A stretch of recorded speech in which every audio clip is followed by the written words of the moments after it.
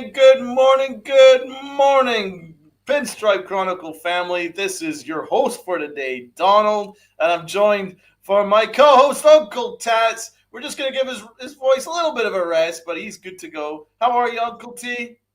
Not feeling much better. I appreciate all the messages from the other day, wishing me well. But it's good to be back with all of you. So it's a great way to end a pretty crappy week, hanging out with everybody here. Let's go. And how's everyone in the chat? So if everybody could do us the kindness of hitting that like button, first and foremost, hit that like button. Share it out to your friends and family and the stranger in the corner. Let's get those likes up. Let's get those subs up because we want to continue to climb, and we also want to give back to our wonderful fans in the chat as well with the more subs that we get. So please do so. What can we say? The Yankees are kind of hot right now. They're winning some games and they are mashing. Is it just because they're steamrolling really bad opposition? I don't know, but you still have to take care of what you got to take care of, and at least the Yankees are doing that. So there's some stuff to positively talk about for once. So that's pretty good. So Uncle Tess, tell us your thoughts, man. What do you think about what the Yankees have been doing the last couple of days? It's tough because you really want to enjoy these games and enjoy these wins, the offensive outbursts. They did tie a major league record, having 33 home runs over a 10-game span, which is awesome. It really is. So those are the things you can hang your hat on. Be like, the power of this the organization and the roster is there. Now, can they do it against premier pitching? That's the biggest question going into September. Because, as much as MLB has us ranked as having one of the easiest schedules, we saw the Astros and Toronto to start off the month. So, once we get through this White Sox series, so it's really enjoy when you can, what you can, when you can. But I've been beaten up so many times by this organization emotionally. It's hard to really be like, how many times, Donald, have I been on here? Be like, this is my word since August, since actually July. This should be that catapult game that gets everything going, and they're running out of time. So, especially don't forget though, Boone did say that they're running out of time, but they're not running out of time at the same time. Well, he's an idiot. You can't have it. You can't have it both ways. What? So at the end of the season, if they pull it off and they make the postseason and they go on a good run, you can say, "Well, I told you we had time." And then if they fall flat on their face, "Well, I told you we were running out of time." It's like he's setting himself up for both scenarios. Yes, it's great to have option A and option B, but you got to pick one. Option A is winning the division. I don't think that's happening. Option B is making the postseason and hoping your team stays hot and another team that you're facing cools down. It's not beyond the realms of possibility. It is possible. It is possible. We do have the lineup for it, and I think we've got a pretty good rotation. Bullpen set to some extent. Middle relief is shaky, but I quite like the back end with Weaver and Bednar. And if Doval can sort out his location, we've got a great pitcher there too. So it's not like the Yankees are devoid of talent. They've got plenty of roster talent. But I've always said it's down to leadership. They don't have any. So I'm not going to get too excited about this winning streak, but you have to win what's in front of you. And at least the Yankees are doing that because we've seen previous years where they're not. And Ken's going through that point right here where he says, Donald, at least the Yankees are not playing down to the level of their competition as they have in the past. And that is a good point. Very good point. Let's have a look and see what else we have in the chat. Everybody send in your messages. We will read them out. What we got. We got Jonathan. We got, we mentioned Ken. We've got John the Beagle Dad. We've got Dev Finch, and Dev Finch is the early bird. 4:20 a.m. Dev. What were you doing at 4:20 that you were awake? We don't want to know that. What were you doing, Dev? I don't want to know. That's not what I want to know. But at least the first thing he did before going on Pornhub was go on Pinstripe Chronicles and then send us a message. So appreciate you, Dev Finch. We got Luca in this chat. Good morning. Good morning, Luca. How are you, man? What else we got here? We got Ivan in the chat. Now, Ivan's got a good comment here. Beating bad teams shouldn't give us too much hope. If they don't win the next 4 series, Houston, Detroit, Boston, Toronto, if they're not even by mid-month, they are not going anywhere. Right. Well, let's follow that train of thought. Tats, what are you thinking about the next 4 series, man? It's daunting, to say the least. Oh, I don't know. Like I said, we've handled our business lately against the teams we're supposed to, but the teams we need to really, we need to beat and be taken seriously throughout baseball as a postseason contender, we've kind of fallen on our face. So my expectations, I got to be honest, as much as I love this team, my expectations are low. Yeah. I'm not expecting greatness. If they give it to me, great. I'll be ecstatic. But if they fall flat like they did against Boston, I'm going to be like, yeah, we saw that coming. I'm down the middle on it. I can't use these games anymore and get hyped up. I'd be fraudulent to myself if I really felt like this was going to be that time that they're going to wake up. It's not happening. No, and why should you have any faith? We're below 500 against. Sadly, we're below 500 against teams with a winning record, and we're below 500 against the American League East.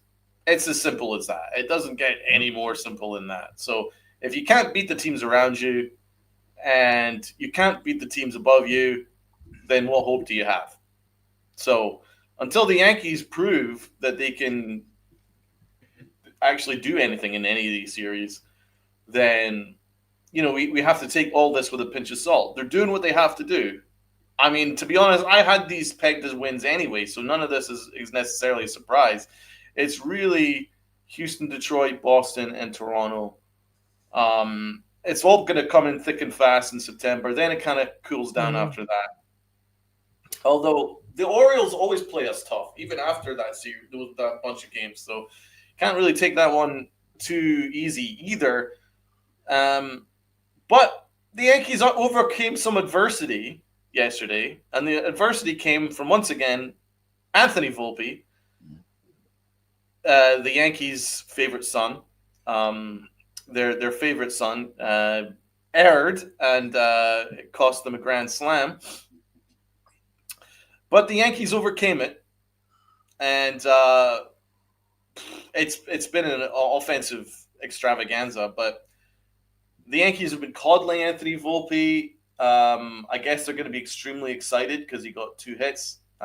So I guess that means that he's now guaranteed a job for the next 2 weeks regardless. But do you think that means he's breaking out of a slump? And what did you think of that error? My God, that was some ugly error.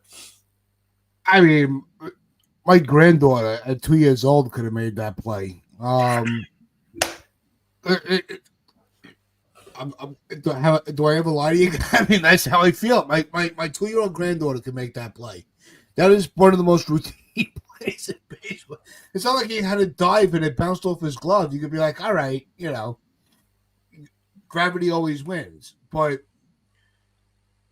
to be fair to Volpe for one game with the bat, he was he was efficient. So the Yankees ended up winning the game. So if that grand slam would have propelled the White Sox offense and we lost, he is getting torn to shreds. But he did have a couple of good at bats. He was barreling the ball up. He had hard hit balls. I also thought that the final out of the game where it was that bullet that hit him right in the chest, with the glove. I'm like, all right. My first thought was, as soon as I saw the direction it was going in, I'm like, yeah, that's an error. And he ended up catching it. Like, I have no faith in Volpe whatsoever. No, how could you? But I think for one game, that's it, one game. I'm not. I don't want to put too much blame. One, because he should have made that play, and it really fucked up Warren's pitching line. Oh, he sure did. And Warren didn't look too happy about But it.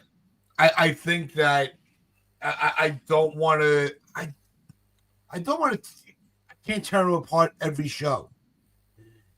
I'm more. Yeah, I'm you more. can, but I can't. I'm more upset with Bellinger and his base running than Volpe's defense. If I got to be honest with you, Bellinger, you're supposed to be our key guy. And twice he was caught on the bases where he wasn't supposed to be. Jonathan says, I'm not high on Volpe. Well, you were And then John the Beagle Dad says, neither am I. Great way to put it. John the Beagle Dad then reiterates, I'm done with Volpe. Well, so am I. But he had a productive one game productively at the plate after all the struggles. I don't want to kill him. I don't want to tear him apart. He says, I'm more upset with Bellinger and those two base running errors than one error from Volpe last night.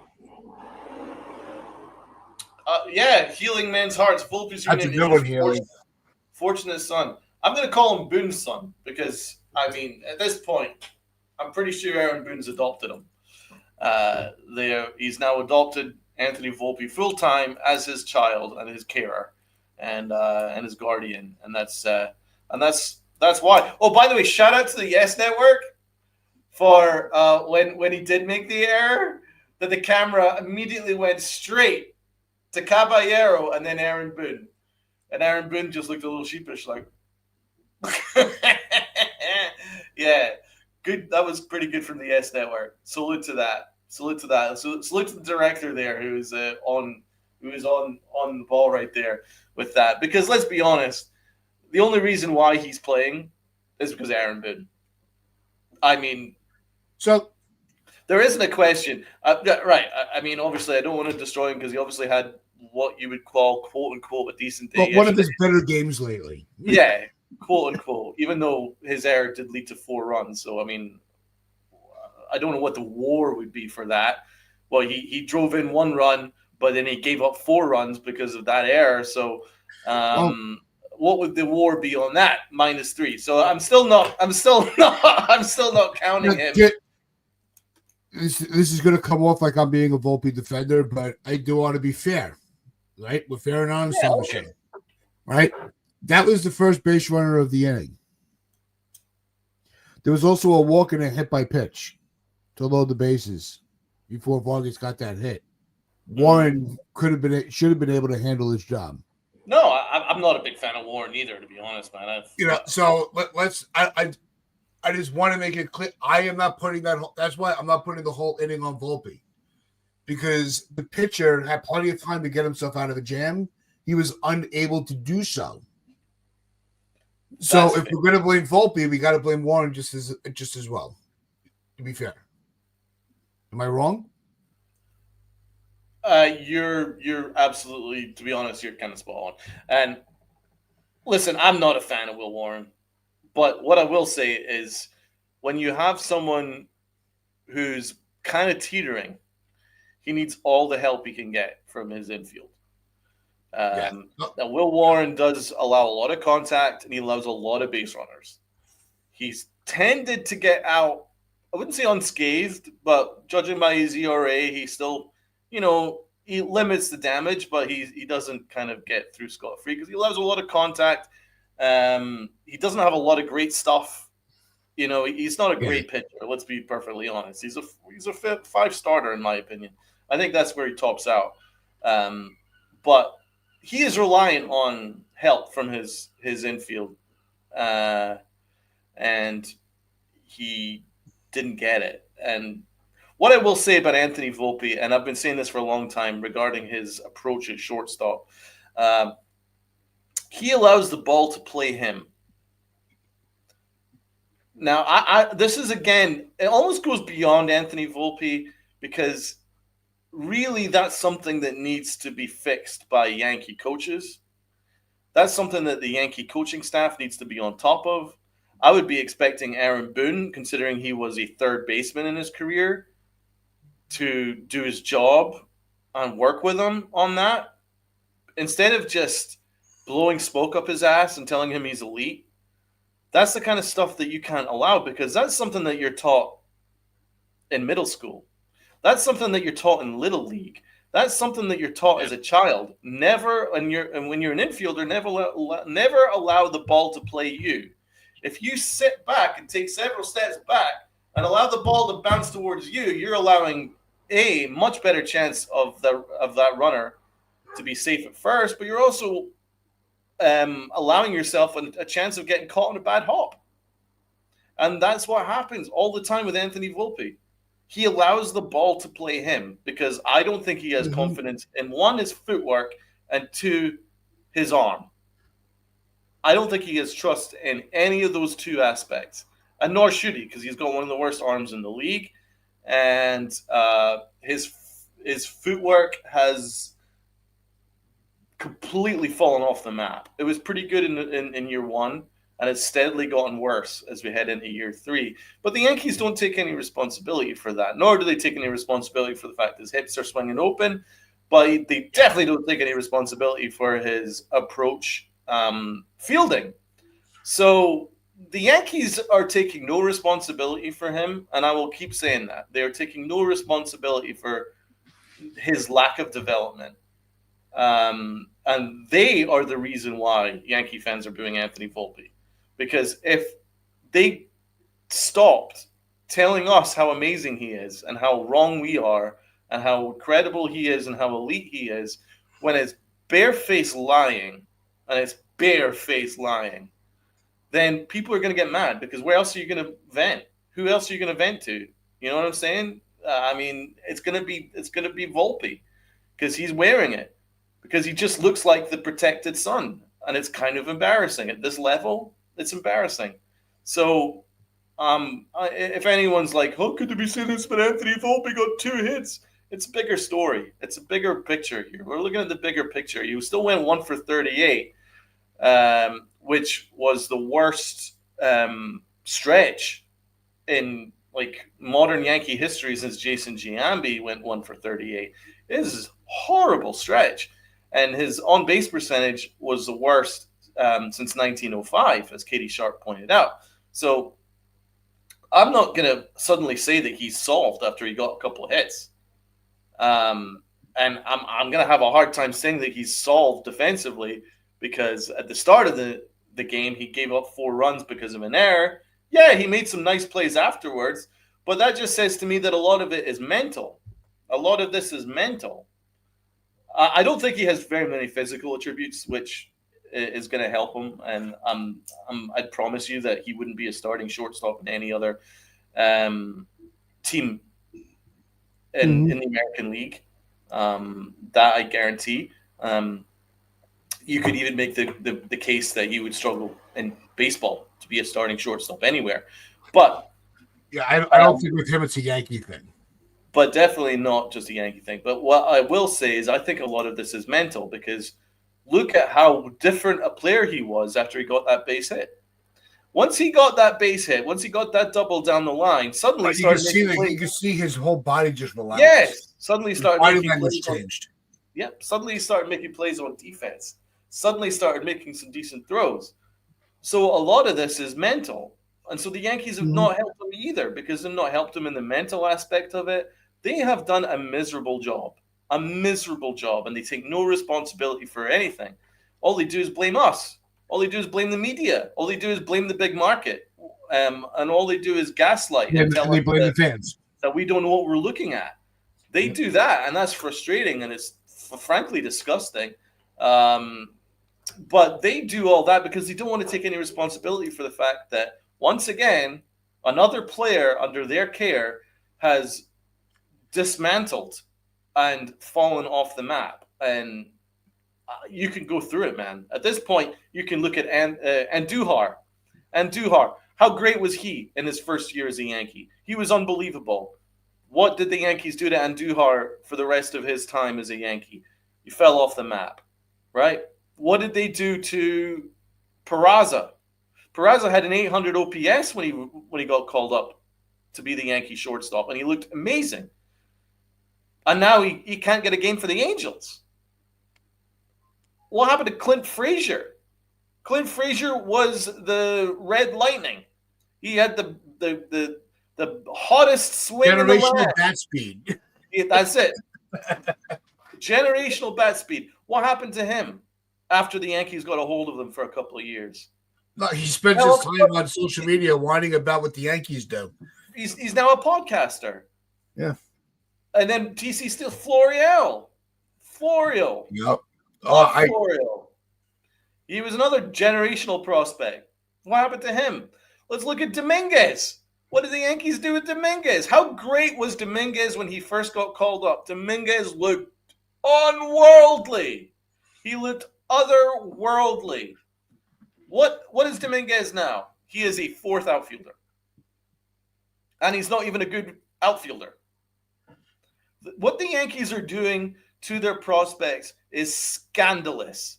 It is scandalous. Read my lips, scandalous what they do to their prospects.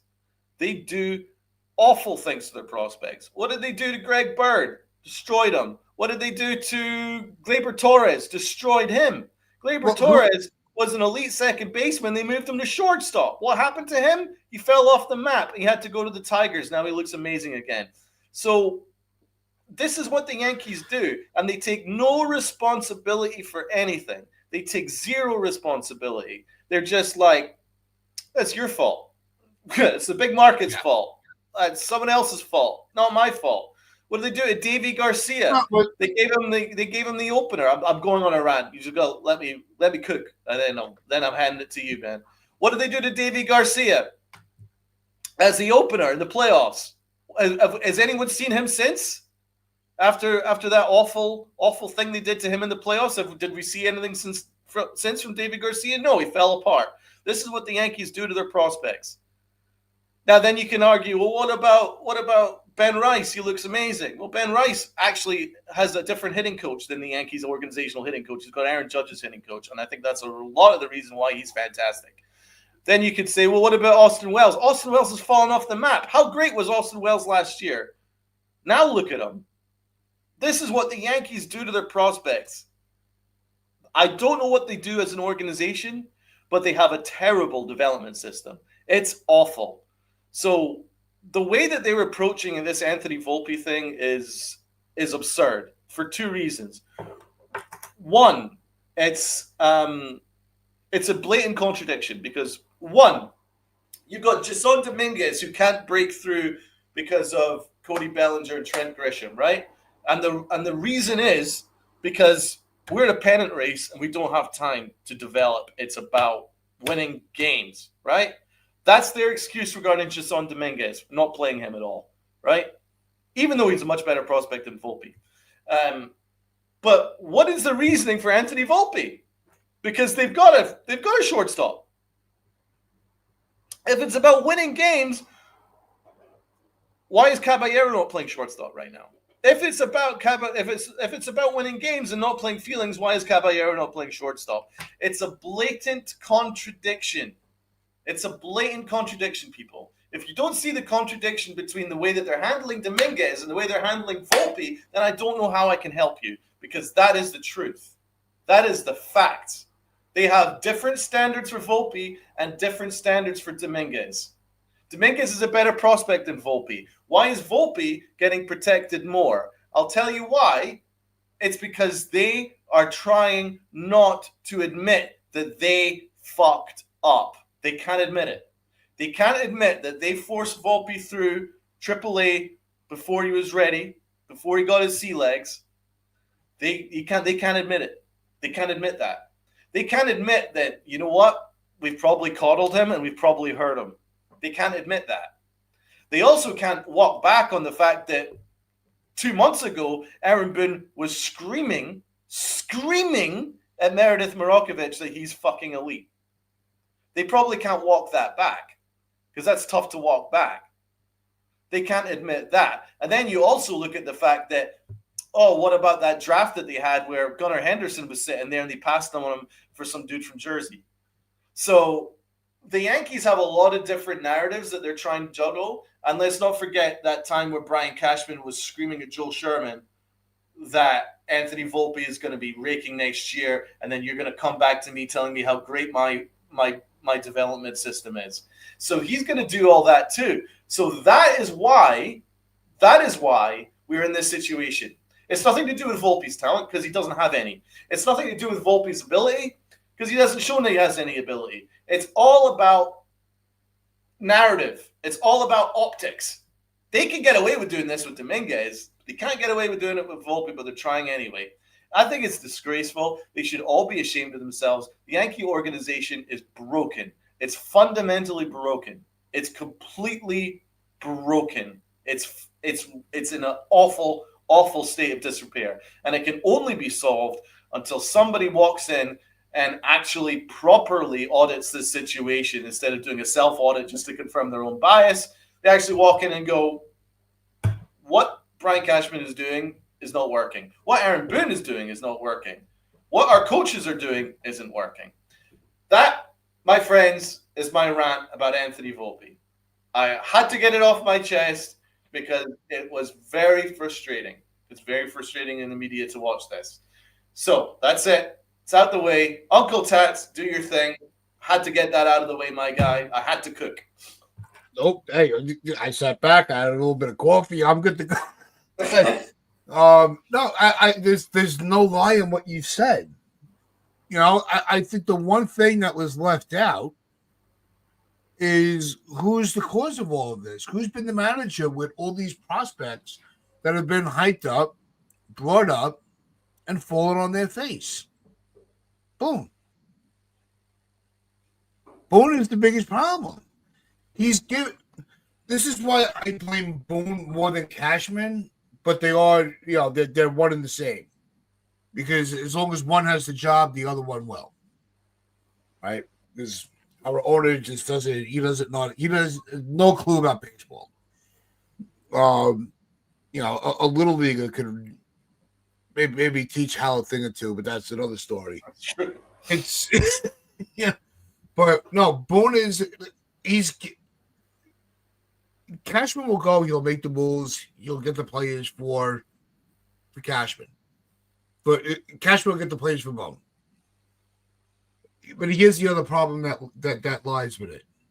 You had the other day, Caballeros on the bases.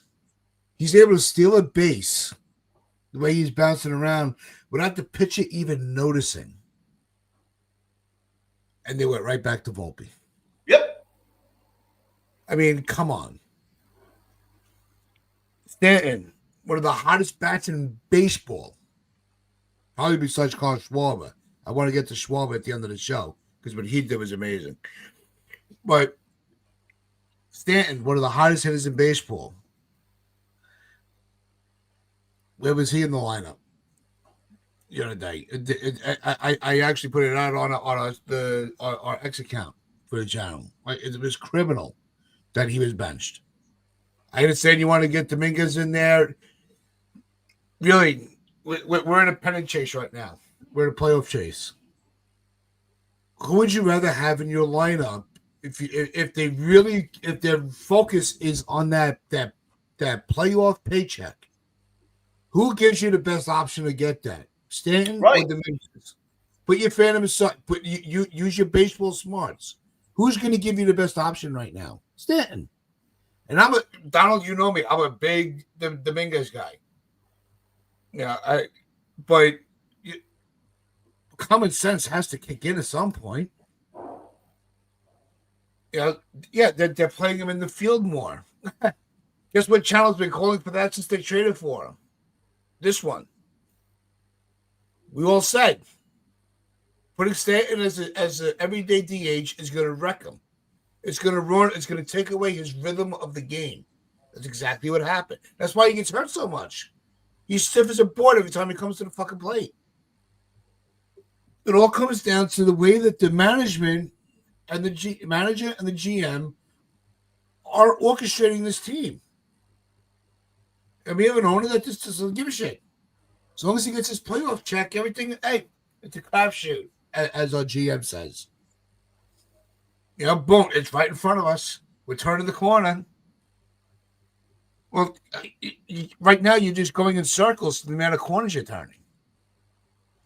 I mean, NASCAR would have finished the race by now. But no, you're still making turns around the corner.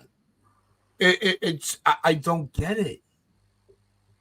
Here, we should have been focusing more like we intended, but then this is a live show. You go off how we feel in the morning. But we should have been talking more about how hot the offense is. Oh yeah, we'll get there, man. We'll get there. We always have to take these little side trips. It's not about like just running for the sake of it. No, but it's just how we feel in the moment. It really shouldn't be that way. We shouldn't have to take these pit stops to bitch about Volpe because they keep shoving them down our throat. I mean, I'd rather talk about Grisham. As I've shown during my unleashing hell in the organization, is deeper than Volpe. It's much deeper than Volpe. So although some that will maybe be a Volpe defender will be saying that I just hate the guy, I'm actually blaming the organization. I'm actually targeting the organization because it's much deeper than him, because I just went through a litany of other names that the Yankees have got a hold of that they have not been able to do anything with. And so that speaks to everything that's been going on. So none of this Volpe stuff is really a surprise because we've seen it all before. We've seen it. We've seen it with Andujar, where he ended up just getting DFA'd. And he's actually looked pretty good now. He's actually a pretty good player now, but you wouldn't never guess it if they when the Yankees had a hold of him after his rookie year, because they had no idea where to play him. They tried him at third, they tried him at first, they tried him in left, they tried him in fucking second, they tried him at vendor, they tried him at bench coach, they tried him at every fucking position they possibly could, and they didn't know what to do with him. So I mean, this has been an organizational thing for so long. So of course they're doubling down and trebling down on Volpe, because the optics of the reality of the situation, the reality is terrifying for them if they really wanted to look at it. The optics of that is terrifying for them, because then they will get shown up for what they are: frauds. Their organization is fraudulent. It's a fraudulent front office. It's a bunch of frauds. And Aaron Boone is right there with it. They are. How could you say that about a team that made the World Series last year? They've got a $300 million payroll. They're bound to make the World Series and then lose horrifically once in fucking 15 years. Am I supposed to give them credit? No. It's a fraudulent front office. It really is. Let's be absolutely honest about it. I'm going to get into this chat though, because we've got lots of comments. Before we get to, I want to wrap up, because I don't want to swing it back to more of a positive end. One, the chat's been on fire. Quick shout out to you guys. If you want to join the chat, it's easy. Just hit the sub button. You wait a minute, and you can chime in as much as you want with everybody else, free of charge. It's we talk about how Volpe's the favorite. You think about how the season that Grisham's putting together this year, if they would have used him more over Verdugo in the postseason, could you imagine? Does the postseason play out differently? Yes. I think it does without question. The season would have. I don't need a crystal ball or to be like, well, he just wasn't, he wasn't really that good last year. But how many options did he get? Because there was one series last year, I think it was 2 series in a row they gave him to play, and he was cooking.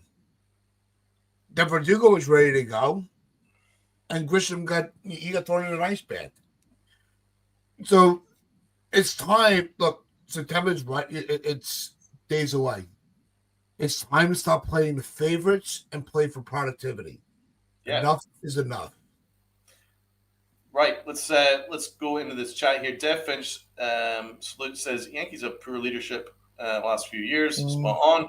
I love this. Cashman and Nez says Cashman and Boone equals the roof is open. The Yankees have their excuses, man. They absolutely do. They got a binder. We talk about the analytical binder. The excuse binder is bigger. Itchy Nuts is spawn here. Booney Tunes. That's a great name. I like that one. We're gonna book. I love Booney Tunes. So Mr. Bubbles and Booney Tunes, right there, man. I'm a big fan of Booney Tunes. Booney Tunes is a bootlicker, nothing more. Any manager that's let others decide his moves is not worth his salt. Tats, clap. Go clap. Go clap this guy. Exactly. Any manager that lets others decide his moves, which is supposed to be his job as manager, ain't worth his salt. He has 0 rings now, 8th season, with crushing losses. Exactly. Well, that might be the quote of that might be the comment of the week. That we might have a comment of the week award, and that might be that. Luca, to see Luca in the chat, all the way from Tennessee. Speaking of contradictions, Jazz Chisholm said that the Yankees' goal was to win the division and beyond, and that they'd win the World Series. But we're not going to talk about that. How will Brian Cashman respond when the season ends? I'll guarantee it will be by gaslighting. You don't need to have a question at the end of that because we know what Brian Cashman is going to do. Blame the fans. Ivan Many, Baboon. We've got Baboon, we've got Booney Tunes, we've got Mr. Bubbles. What's your nickname for him, Uncle Tats? Actually, you know what? I didn't really have a nickname because I hate all the judgy and Wellesley. That shit drives me nuts. You're talking to an adult, not a 1-year-old. But the Booney Tunes, I can't get that out of my head now. It's a winner. I think Itchy just gave the nickname of all nicknames for both. Booney Tunes is good, like absolutely good. To Jazz's statement about here's what I do like about what he said, and the other day I told him keep his mouth shut. But here's where I actually appreciate it. He's still trying to push the confidence of the organization and the players that he plays with, that they can have a month that we've never seen before and win a division. Because we have the roster to do it. Will they be able to execute is a big question that I don't have a lot of confidence in. But I do like that they are actually feeling confidence in themselves. So I don't want to use that statement from Jazz that he's talking out of his ass. To be an athlete to that level, you have to have that confidence and swagger. And if this is how he's going to use his words to the press, I have no issue with it. Well, he's been on fire. The other shit he talks about, I'm like, what the hell are you talking about? But this one, I can't argue with him. Doesn't he have like 7 home runs in his last 16 games or something like that? He's been on fire. 7 homers, like 9 steals his last 16 games, something like that. He's been. Well, he's going to finish August, I think, as the 3rd player to have 8 home runs and 8 steals in a month. Yo. It's good. Volpe should have been sent down earlier this year. Yep. And then the end of the comment says, too much mental damage has been done to Volpe. Now, healing men's hearts is spot on here. I agree. It's a mentality thing. As I said, once he actually got a base hit, he actually looked like a functioning baseball player once he got that base hit. It was just like the weight was lifted off his shoulders. I mean, he's going to be benefiting from playing on the road because Yankee Stadium seems to be too much for him. Maybe the pressure will be off him. Maybe he'll pull together a couple lucky hits, but it doesn't change the fundamental truth that he's a broken player, and it's going to take serious work that I don't think the Yankees organization wants to do to fix him. His swing needs completely fixed, and it needs a consistent swing. He can't find a consistent swing. It always changes all the time. You have to check it out. It's crazy how much it changes. And his footwork is very, very, very all over the place. It's going to take serious coaching, probably AAA.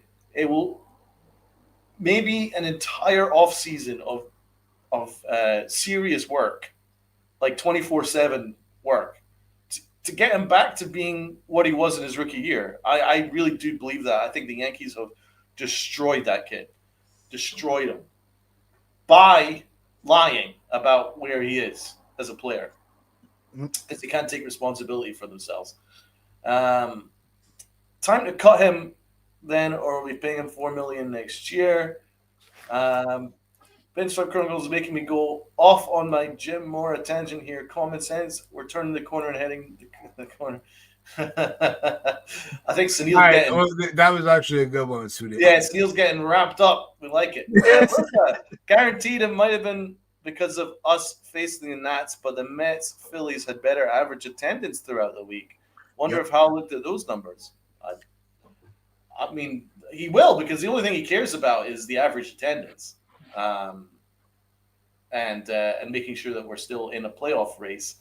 Um, Healing has if the Yankees start Rosario at third, and Caballero at second, they'd be a much better. Yeah, I agree. What are they doing with Rosario? What are they doing? What was the point in acquiring Rosario for Clayton Beater, who's a good player? What was the point in acquiring Rosario if you're only going to use him once in every 3 weeks? I think that Rosario was just Peraza's replacement and really was never going to see significant playing time. Should Caballero play over Volpe? Never in doubt. It shouldn't even be in question. Third base is questionable because you can't lose with either defensively with Rosario or McMahon. Let's be honest. You know, McMahon may not have the at bats that Yankee fans would dream of. I like Right? Rosario He's had better some good offensively hits. than McMahon. McMahon's had some good at bats. And there's you get that argument. Well, it's just a glove. Well, we have needed a glove at third base forever. No, but my question is, why did they give up a prospect to acquire Rosario if they had no plan on using him? They haven't used him, man. They've used him once every 2 weeks. That part, it doesn't make any sense. No, that's why I think it was. Yeah, I think they had the idea of we have pitching depth, but we didn't really have position player depth that was major league ready. So I think that was one of those moves to substitute a prospect that they were able to move, and that's why I said he was just there to take Peraza's spot. They're not going to use him a lot, but I think that it was mainly to have a little more versatility with some major league experience that Peraza was never given the chance to get while he was with the Yankees, because they Yankified him, which is the player that coined that fucking that phrase that we love so much. I think that's what it is. Jake, it's tough because Rosario doesn't hit righties well. Exactly, but the Yankees knew that when they acquired him. Yeah, so that's not a secret. My question is, did they acquire Rosario to be a platoon third baseman? But then, why did they acquire McMahon, who's owed like $16 million next year and the year after? That's very expensive to be a platoon player. That's a very, very expensive platoon player. Well, that's also why they use. That's why that doesn't make any sense. Like, if financially, which again goes back to my point, bit of a fraudulent front office, doesn't really make a whole heap of sense financially. And then Ivan Maney also talks about how little sense the Yankees make with their allocation of resources. Between McMahon and DJ, the Yankees paid $31 million. I remember I brought this up a couple of days ago where I was just like, the Yankees allocated over $30 million to a position that are still getting below average OPS. Between McMahon and DJ, the Yankees paid $31 million this year for a guy that leads the majors in strikeouts and one that sits home and watches them lose. Exactly. And I've been saying this, man. Ivan, you're spot on. That's what I'm talking about. Like the front office is a mess. I'm amazed that they walked in, did an audit on themselves, and decided that they were amazing because just right there you could cut that right down to size. $31 million for two guys that gave you a below average OPS. One's a striking out all the time, another one's sitting at home. McMahon plays a great defense, but by the way, you can get great defense for probably a tenth of that price. I mean, Rosario could just be just as serviceable at third. Right. So that's why I don't totally understand what the Yankees are doing. It doesn't make a whole heap of sense. It was contract controllability. That's what it was. Yeah, it's incompetent. Because they take it, as I keep saying, they keep kicking the can down the line. I like McMahon, actually, and I did support the trade. But when you take a step back and you look at it, you go, well, I mean, you owe a lot of money to a guy who's just basically a glove for the next couple of years. It seems to be a short-sighted philosophy, and I think that's what the Yankees are. They're quite short-sighted. They just take it from kind of like one deadline to the next. You know, they just get there. They just keep kicking the can down the line to the next, like for instance, the way they treated first base. Just keep kicking the can down the line. I don't quite get that. But Stevie B is quite happy with McMahon playing with us, hitting average with good defense. I'm going to get McMahon. This isn't. Yeah, we're just saying we don't want McMahon. It's just all around. Yeah, I like McMahon. It's a short. I'm just not sure whether he's someone that you want to be your third baseman for the next couple of years. No. That's tough to argue for me. I want to bring up a question that I had in my notes for what I was going to do on the After Dark show. But before I bring that up, because it will pertain to this conversation to some level, just to give you a little programming note, the Upper Deck on Sunday will be at 6 p.m., not 11 p.m. So make sure 11 a.m. So make sure you tune in. What time is it? The Upper Deck with Lynn and Sierra this Sunday will be at 6 p.m. instead of 11 a.m. So that makes sense. I think they'll get more viewers that way. Really, make sure you adjust your notifications so you do not miss the start of their show. They do a phenomenal job. Their graphics, they're breaking everything down for the week. Is top notch. Love that show. So I want to pick up on Steven's point here, where he says McMahon is hitting for average. Unfortunately, he's not. He's actually batting .211 as a Yankee. Yeah, not great. And his OPS is 648. Better than Volpe. I mean, listen, I could turn off and I'd be better than Volpe. But OPS plus 81, so that's 19 points below average. He does have 2 homers and 11 ribs, and he has 34 strikeouts in 29 games. His WAR as a Yankee is 0.5. So, I'm sorry, I can't really get behind and say that he's played all that well. I like him, but he hasn't played that well. He's been good defensively, great defensively, but offensively he hasn't been there. And in fact, he's admitted it himself. I'm not saying anything out of school. He said, I sucked. So, I mean, I quite like the fact that McMahon's been honest. I would love to have someone else in that organization be honest, like Volpe, going, I sucked, guys. You guys have every right to boo me. I suck. I would love to hear Volpe say that instead of, I do it again. I like McMahon was just like, yeah, I've sucked. So I'm rooting for the guy. I like him. I like the trade, but I don't know if that was anything more than a short-term move, but we've got a long-term contract. That's why I kind of query the trade. I don't think he's going to be here next year, Evan, because his contract runs out. Yeah, he's only here if he was a rental. He's a rental. It doesn't make sense. The Rosario deal doesn't make sense if you're planning on acquiring McMahon. It just doesn't. No, it really. I mean, of the infield moves, Caballero that was the home run move. I loved it. And he's the one that plays the least. The Rosario, you almost forget he's a Yankee, but Caballero definitely he needs so much more playing time. But Donald, we've been talking a lot about going into the final month of the year. Right. Here was the question I had prepped for Monday, this previous Monday. Unfortunately, I was under the weather, couldn't do the show. Tried postponing it, but I got my ass kicked with a little bit of a flu. Monday will be September 1st, so we always have our September call-ups. Yeah. Here's my question for you. Okay. Who would you have to you get the option of one of two players? I'm going to give you two players. You can only call up one. Who are you calling up, and why would it give the Yankees more of a playoff push? Jones or Lombard? Lombard's not ready.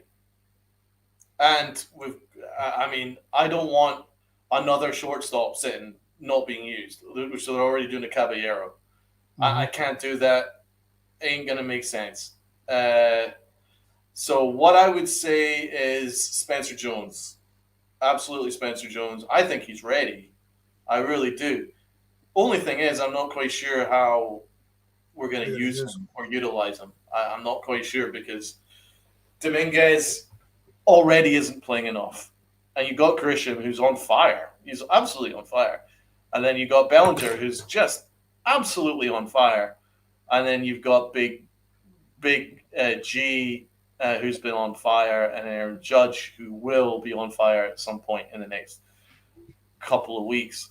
I'm not quite sure where he's going to be used or utilized, but I think there is a more of a use for him there because obviously Stanton can't play every day. He can't play the outfield every day. And I really don't trust that Aaron Judge is going to be ready.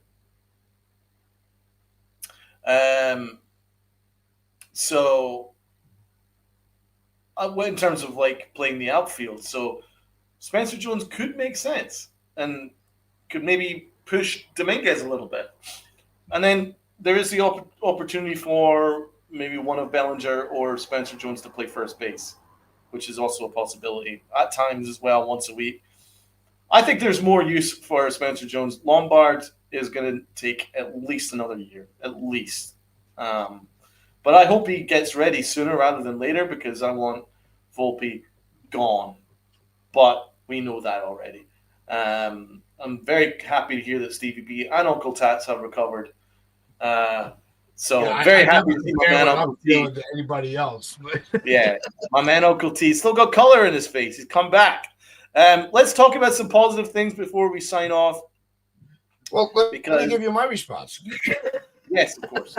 Let them know my answer. All right. So I see Jones a lot in the comments, and here's one. I know Lombard is not ready. All right. Let me preface that. He's still a couple years away, but I wanted to pick a top guy in the fan base for the outfield and the infield. Right. So that's why I picked those two players. I was leaning more towards Lombard because I think that what I would do is I would send I would send Volpe away. I would either send him down to the minor leagues and just bring Lombard up. Because I think there's a scenario you could bring them both up. If you option Volpe down, let him work the rest of the year in the minor leagues. You have Lombard, but you also have Caballero. So Lombard becomes your bench player. You give him a month off. Sit up here with all these major leaguers, all these professionals. What you observe and learn, we'll get you in a couple games here and there. And what we do is we also sit with Dominguez, let Jones play center, and hold on, puppy. And big puppy. I gotta raise the whole freaking table.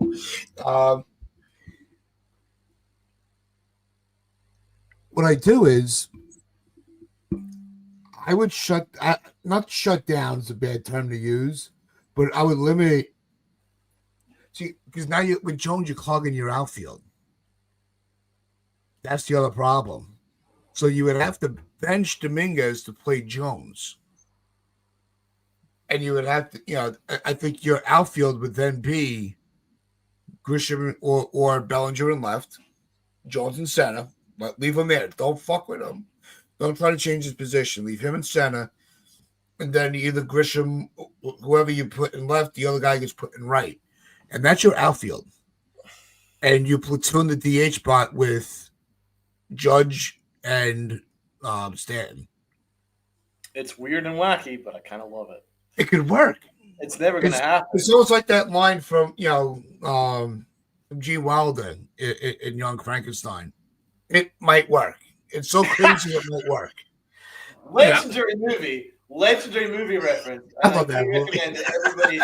If you haven't watched, you guys got to watch Young Frankenstein. Putting on the Ritz. It's legendary. It's got Peter Boyle from Everybody Loves Raymond in it. He's very, very funny. God bless him. Rest in peace. What an all-star cast, Marty. I forget. Oh my God, it's one of the best movies of all time. My father loved it, and he's like, Donald, you've got to watch Young Frankenstein, and I was in tears. Let's end on a high. Yes, Uncle T. We've got two superstars going on right now. Well, we've got three. Big G, but we know Big G is going to be here next year.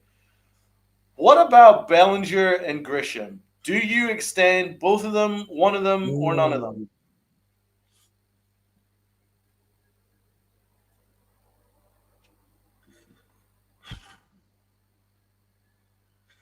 I knew this question was going to be coming at some point, and I'm still not prepared for the answer.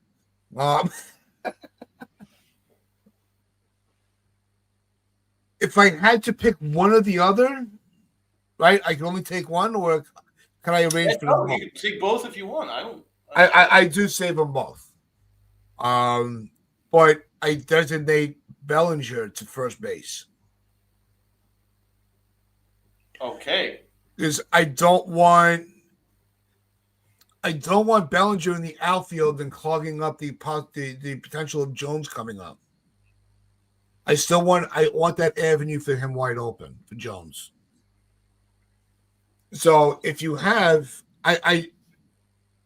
this is going to piss a lot of people off, but hey, I'm on the spot. This is what I'm going to do. Jones is my center fielder. Grisham is my left fielder. Judge is my right fielder next year. If I'm able to, and I hate to do it, I'm moving on from Dominguez to possibly get some high leverage pitching. What about Lucas' point here earlier? It's very apropos for right now. Might be in the minority, but I believe Grisham is cooking because he's in a contract year. I don't think so. It's a career year for Grisham, and he's never once. His power numbers were never this good, but he's never been a very solid ball player. This is absurd. I mean, he's playing great center field. 27 home runs. Jesus. Mashing. They probably had Verdugo last year. To be honest, I personally kind of agree with Luca here. Although I'm a big fan of Grisham, big fan of Grisham. Loved the trade. Loved the fact that he was a throw-in because I was like, Grisham can play. The Yankees didn't agree until this year, but he can play. But I think it is a contract year phenomenon, and I don't want to get too wrapped up in it. Bellinger, I would be more convinced about extending him. I would love to see Bellinger play out next year, but before making any affirmative decision, because we know that Bellinger's career is very, very, very up and down. Like you'll have an MVP year, and then the next year he will struggle, and the next year he'll be back to being MVP caliber, and then the next year he'll struggle. So he's been very up and down. So if you look at his numbers, like for instance, his first year in Chicago was unbelievable. Second year in Chicago was awful. But this year he's now back, and he's back up with a vengeance. Looks fantastic. I would probably extend Bellinger before I would consider extending Grisham. Bellinger can play first. He can play every position in the outfield. Yeah, he's at a good age. He's what I like about him is he's a baller. He's a gamer. He plays every day. Um, and he's great in the clutch. He's a very good clutch hitter. And I love he's got a great approach as well because his two strike approach is fantastic. He's got a great two strike approach. With two strikes, he'll shorten up his swing, and it's all about just getting on base. And that's something that a bunch of our prospects, such as Volpe, refuses to do, but he does that. So I think that's something that you can really work with. Grisham, love him. I mean, Probably let him go. Probably just like because I of Spencer Jones coming through next year as well. yeah, like if I had to pick one or the other, Bellinger's the only one I'm going with. And sorry, Grish, great year, love you, but Bellinger is just more versatile. So you agree? Yeah, if I had to pick one or the other, like you said, I found an avenue to keep them both. I took it. But if I couldn't do that, what's going on, Damien? If I couldn't do that, then Good no, point for Damien, Bellinger's the though. guy to take. But you have to convince him to take his player option because that'll also give you next year a little extra financial flexibility rather than having to pay somebody outright in a free agent as with a free agent contract. Such an Because interesting point from Damien, though. Torres did shit the bed in his contract year, although the Yankees really hurt him until they moved him to the leadoff spot and well, just let him play. Then he was great. Williams has completely shit the bed. So Grisham has definitely found something. He definitely has. Like he's unearthed something. He's changed his approach. He's changed his mentality, and he's just been a different player. And he's basically been hot since day one. He's not yeah, really got the into too whole much. season he's been He's hot. just basically been great all season long. Yeah, So I mean, it's just hard because like he's never really shown this before, but there's every with chance that Grisham, his power slumped, but not his productivity. yeah. I know as much And as I now he's rep got the it Yankees back. front office, that trade was one of the best trades the Yankees have ever made.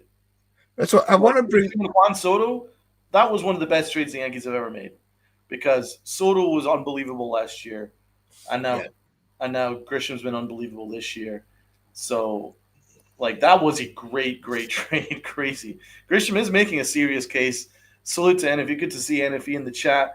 but I want to bring up one more comment Yep. before we close it out because I think it's probably it's a highly significant comment here because I agree with Mark here. You can't decide to be great. That's ridiculous. And the premise, I know exactly what he said. Just get you in a contract year doesn't mean all of a sudden you remember how to play baseball. And I think it ties into Damien's comment as well. You found something. Just because it's in a contract year doesn't mean like they were mailing it in for the previous 3 years because they were called up. I think Yeah. you're more at risk of losing your job before your contract year than in it because every team's going to want to fill roster spots. So even in a bad year, you can still find a home. But you still before that, as much as the contracts now are you're getting paid for what you're projected to do, what you've done over a collaborative effort, I think holds just as much value. So if you're, I'm taking Grisham's year this year as look if his career year is what's clicked for him and he could, like I said, he hasn't. We've never screamed for him to be benched this whole season. That tells you something about what he's found in himself. I think his confidence that he is the starter, like is where did he come from? Milwaukee? Where did he come? He was a gold glove outfielder. So he's been great before. Last year he was in the question because the Yankees wanted to push Verdugo. And Grisham was just a fourth outfielder for $5 million, which was a phenomenal bargain. I think you reward him for what he's given us this year, and you make him an offer. Don't go stupid crazy with it. Don't give him a Hicks contract, but make him an offer. Luka is right that the contract year phenomenon does extend beyond baseball. It is very much a prevalent thing.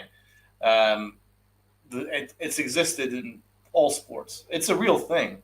So what I'm saying is, you don't decide to be great, but you can change your approach, and you'd be like, you're maybe you're even more locked in. Maybe you've changed your diet. Maybe you've trained more because you know that there's something sitting at the end of that rainbow after 12 months. Could be a phenomenal, phenomenal contract. So yeah, you are going to play maybe just that couple percent higher. I'm just talking in general. I'm not saying naming Okay. names here, but let's be honest. I mean, Juan Soto. How about that career year last year? That was a pretty good year, pretty good contract year, Juan Soto, right? Um, so I would say that I'm in between on Grisham. I think it is real. I do believe it's real. I do believe he's found something, but I'm not sure whether Can he recapture it next year? if he would recapture it next year. Yeah, and that's a I'm fair also one. not sure whether another team might outbid us for him anyway, and it wouldn't make sense to extend him. I think another team's going to put in a monster offer for him. Um, and hey, I don't know. We might regret it if we let him go, but I think so, who but it knows? depends Who on the knows? money too. Yeah, it's tough. You know who's going to He's bid so for good. him?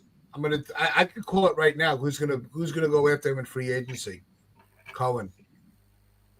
Replace Grisham with Nimmo. His Nimmo's just completely fallen off. Wow, I wouldn't be That's surprised. that's my that's my spur of the moment idea I do popping think into it'll be my a head. National League team that'll pay Grish. I do. Yeah. I think Grish would be a beast in the National League. He's gonna have a big postseason. Well, let's hope so because that'll help us, Oh, Evan. we need it. Yeah. But Um, it's Evan says Mets extended him already. Well, you never know, man. They might change it. they could move Um, him. He's got a friendly deal. They can yeah, move on from him. money is not really an object for the Mets, so it's not really an issue. So that'll be interesting to pay attention to. But it was an interesting conversation because two incredibly productive players that have done made such a difference for the Yankees. I mean, if you're talking about like for me, like the true heroes of this Yankee season post June, Stanton number one, Bellinger number two, Ben Rice three, and Grisham four. Those guys have carried such an immense load. Those four guys offensively, they've done such an unbelievable job. They've carried the load. They've been remarkable. They truly have been.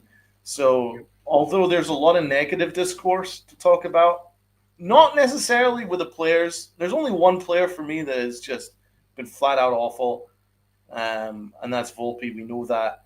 But the rest, a lot of guys have had pretty good seasons. I mean, just look at the number of guys that we have that have 20 plus home runs and have an OPS plus of over like 120. I mean, these guys have been great. Um, a lot of production coming from obviously Bellinger. Goldschmidt's been okay. He's been okay. Obviously, not great against righties, but lefties, his numbers have been excellent. I don't think he would. I don't think you would I characterize don't think him. it's been. Yeah, it hasn't been a wasted year for him. No, I don't But think so. he's Decent but average.